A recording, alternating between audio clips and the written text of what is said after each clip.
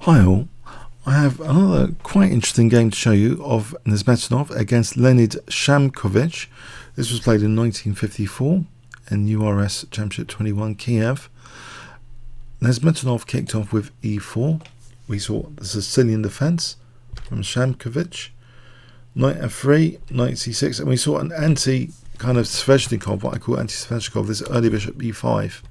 So white is already willing to depart with his bishop pair. It's quite a dangerous system and has gained great popularity in recent years. This has remained a very, very popular approach here to play bishop b5. Black in this early game in 1954 played the move a6. The modern move and most popular seems to be g6 in this position. But here a6 was played and white did inflict structural damage. Black took away from the centre, which does help control the d4 square. d3, and now again bishop g4 helps control the d4 square. Nezhmetdinov kicked this bishop h5. We have knight bd2. So it's kind of like a reversed Nimzo engine in a way, the same sort of strategy. White's got a stronger grip on the central dark squares here by giving up that light square bishop. We see e6, and now this move a4. Black reacted here by playing b5. Perhaps black was quite concerned about white playing simply a5 to fix down black's queen side, especially that b6 square, because if you imagine a follow-up with knight c4, then these pawns look very locked down, kind of frozen. So black maybe wanted to keep his pawn structure fluid and played b5, but of course tactically there's always this a takes possibility. Now we see queen e2 here, and now knight f6, and now g4, not afraid of creating potential weaknesses here. White is without the light square bishop, but is in no hurry. Nezhmetdinov is in no hurry to castle kingside here. Instead, knight e5 is played, which threatens both knight takes c6, but also f4 to try and squash the bishop with f5. Black played knight d7, so the knight takes c6 move is not possible here because of queen c8, and the knight hasn't got too many great squares. It's stumbling around. Let's just check this position, because you might think knight a5. This is 100% check. Knight a5, c4, and then in fact, you know, white could be in a little bit of trouble here. Black's technically a little bit better. This kind of position is dangerous for white. That's pinned, and if the knight moves here, it's stumbling around.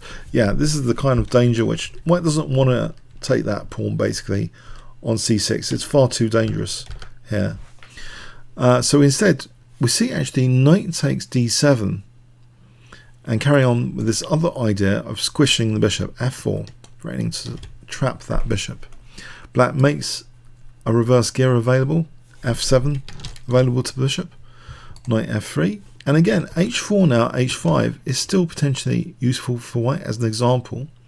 Bishop d6, h4 played now, so all this without castling, just gaining space on the king side, having created structural damage on the queen side. But note always this a takes exists as an option to use at the right time.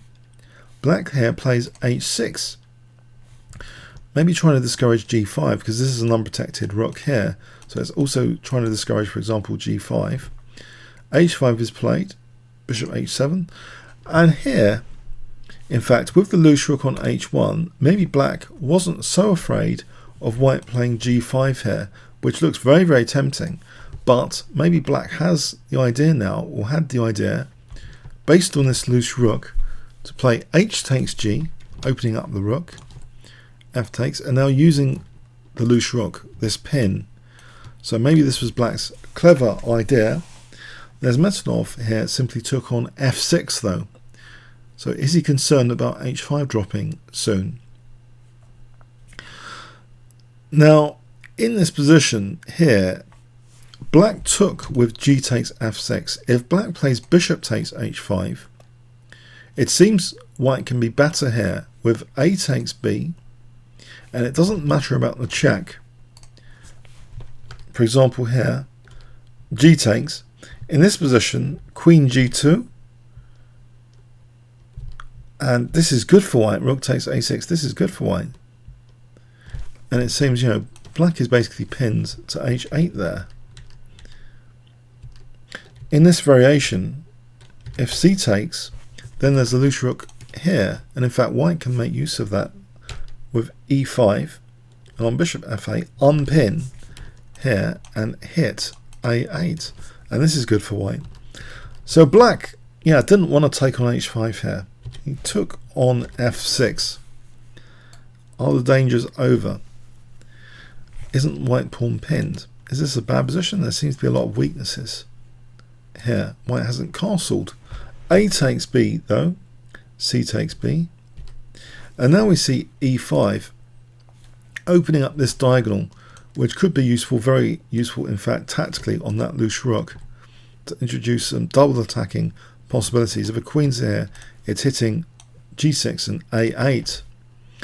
Black played bishop C7. If bishop takes E5, then we can see that this is a problem here. Queen G2 hitting G6 and A8. So black here played bishop C7. Black's actually losing here the F6 pawn, losing a pawn here. And this looks like very, very bad news. Knight takes E5 in this position, but even stronger, the knight takes E5, which you might think is quite direct. Even stronger in this position on F takes E is actually Queen G2. Because although it's not immediately attacking the rook, it's still hitting the bishop. What does black do in this position? What, bishop takes? Then knight takes E5 hits the queen and the rook. That loose rook on A8 is a recurrent theme here. This position, too dangerous for black. Queen G7, threatening the rook, and bishop G5, for example. What does black do here? Is in big trouble. If here, then the bishop drops. So that would be really, really big trouble. This Queen G2 is actually, it seems the most technically strong move in the position. So although white's got weaknesses over here, it's black's rook on A8, which is important as well in this position. So black, dare not take this pawn. So just to recap, bishop takes, knight takes. Here there's Queen G2, and in the other way, there's Queen G2 features heavily. So black just played bishop C7. And now after E takes F6, white is a pawn up. And also still with pressure on A6. And this is potentially a dangerous pawn here. Let's turn that off for a moment. Black castled queenside, giving up, it seems, the A6 pawn without a fight. It does seem to be a dangerous position tactically, with this Queen G2 in the air. So black gave up A6, maybe hoping to take on H5 and expose white's king. We have here rook takes H5. The thing is about this position, if bishop takes, then check, and we have this Queen E4 check here, with white actually being a lot better here after rook takes D8. White's just better. So rook takes H5 was played. We have rook takes, bishop takes.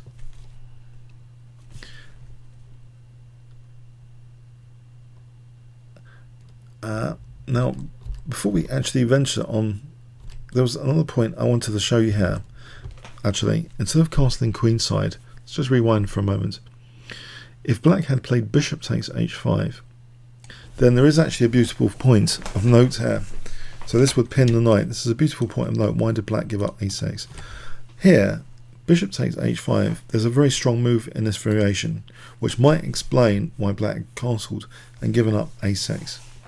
Can you see what white can do in this position if I give you 5 seconds to pause the video starting from now?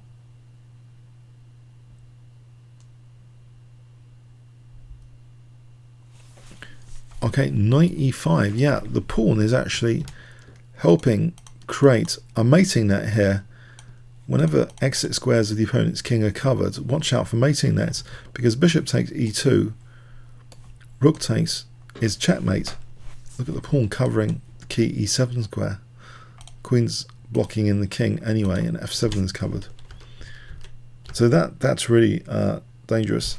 And if bishop takes e5, then rook takes h5 is good for white. This position is good for white.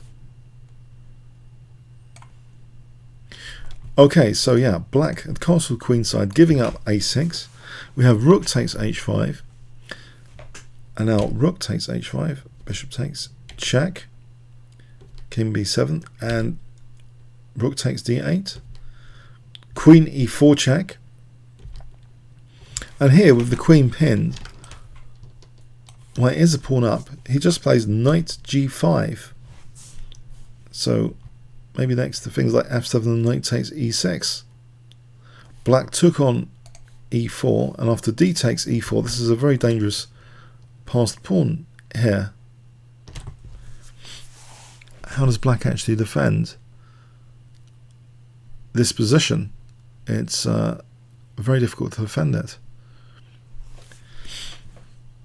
Does he want to drop e6? He played actually king c6, and after f7, black actually resigned here at move 30. Let's check this position out. Why did black resign? Hasn't black got bishop d6? And also, why didn't white play knight takes e6? These are a few questions. On bishop takes d6, then knight takes e6. Yes.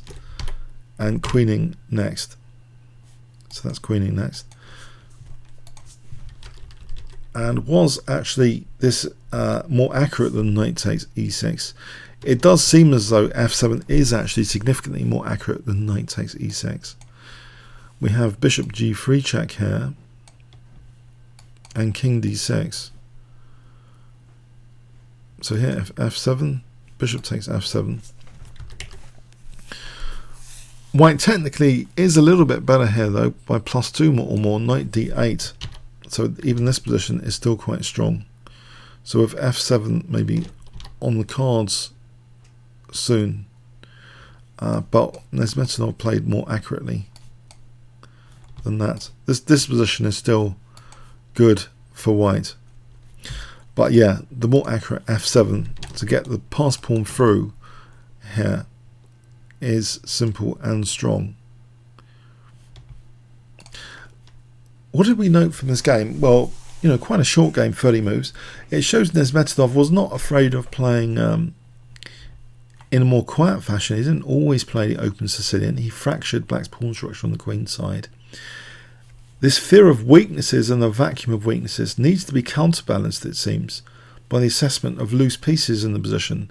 This loose piece on a8 counterbalanced, it seems, tactically, white's apparent visual weaknesses. So you've always got to check your visuals against loose pieces or the possibility of loose pieces. Tactics rule, you know, black can't afford to lose a rook on a8 or be double attacked. So the tactical stuff, which was created by the A takes B possibilities, seemed to outweigh white's seemingly rash behaviour on the king side, you know, moving his pawns up, seemingly vulnerable, self-pinning. It seemed to be outweighed, justified by the tactical vulnerabilities, the loose pieces of the position. So maybe there's something in this game to note for our own games. Okay, comments or questions on YouTube? Thanks very much.